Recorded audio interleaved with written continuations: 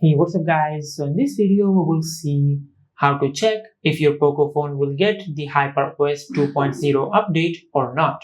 Now to do that, just open the browser on your smartphone.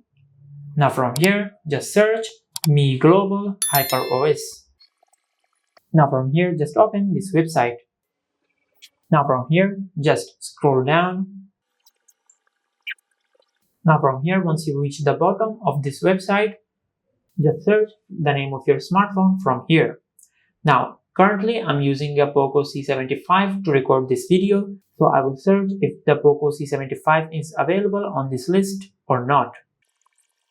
Now, as you can see, the name of our smartphone, the Poco C75, is available on this list, which means the Poco C75 will receive the HyperOS 2.0 update, and it will receive it anytime between March and June of this year. And this is how you can check if your Poco phone will receive the HyperOS 2.0 update or not. If you found this video helpful, please like the video and subscribe to our channel and hit the bell icon to get notified when we upload a new video.